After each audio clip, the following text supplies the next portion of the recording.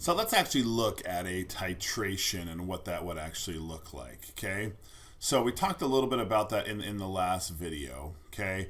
And what we're going to do is you can, like it says here, you can use a titration to determine the concentration of a solution of NH3 of anything. I just use NH3, okay, by titrating it with 0.125 molar HNO3.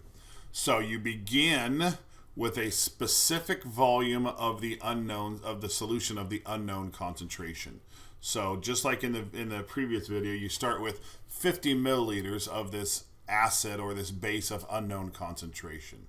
Okay, and then again, you slowly start to add the solution of the known concentration to it.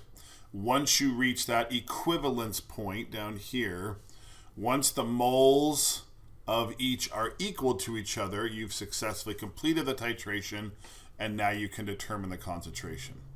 Okay, so there's a couple of terms that I think I probably left these out yesterday just to not add too much information.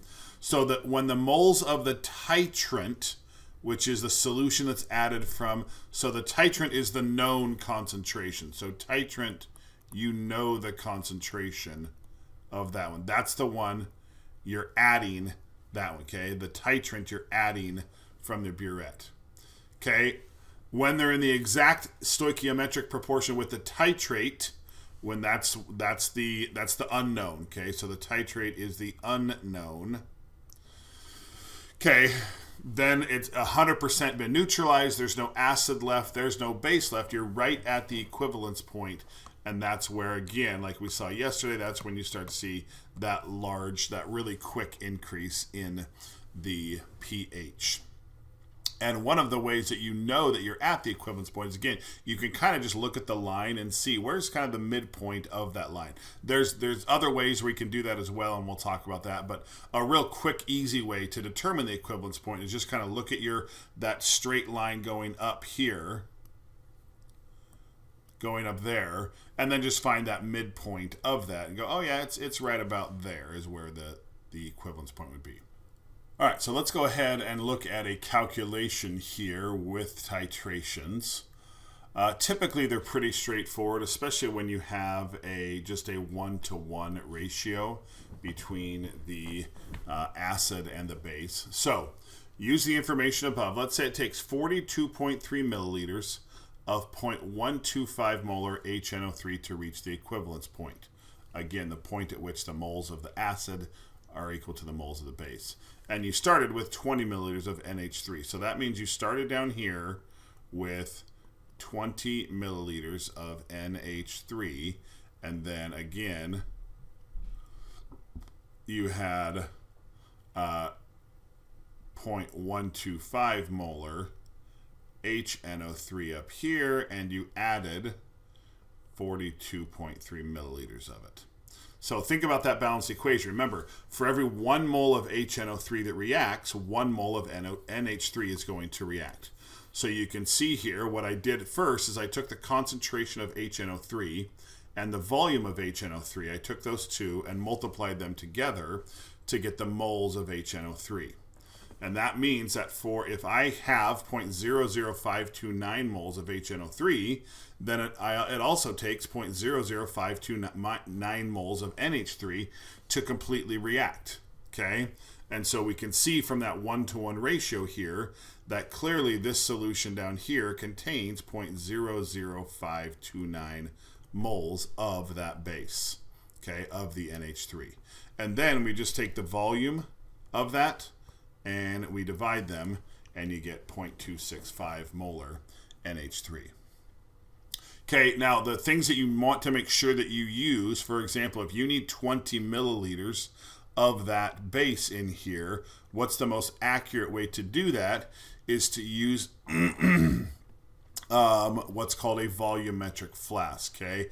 And a volumetric flask is something that kind of looks like this.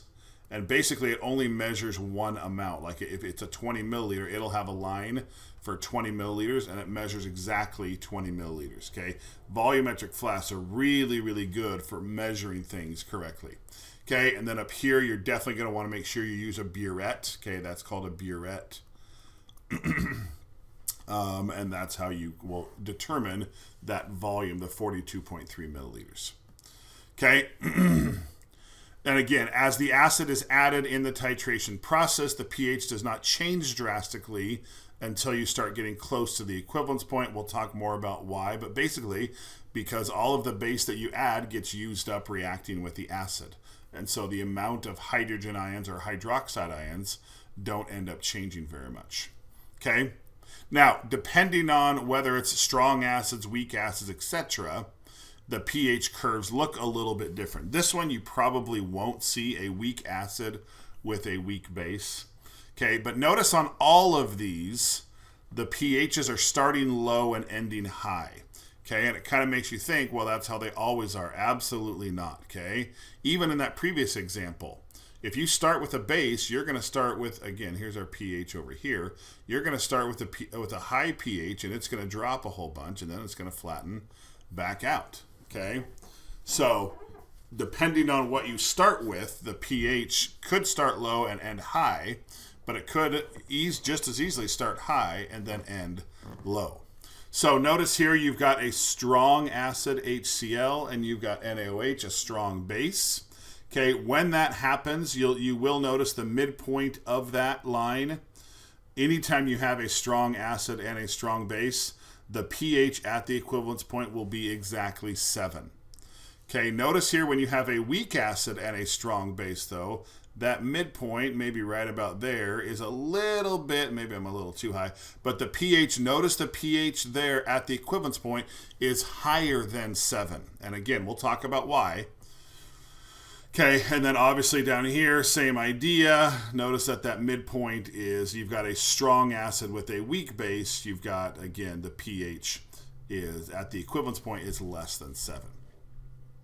Okay, so when you're doing a titration, what you're doing is you're basically taking the concentration of that known solution, in this case it's the acid up here in the burette, and the volume it takes to reach the equivalence point, and then using those same number of moles in stoichiometry to see how many moles of the base also have to react. This is basic just stoichiometry that we're doing here, but now where we're kind of applying it to a laboratory setting. Okay, and then once you know the moles of the base that you started with, you use that volume of the base to determine the concentration of that solution. And remember, that's the whole point of the titration, is to determine the concentration of a solution that obviously you don't know the concentration of.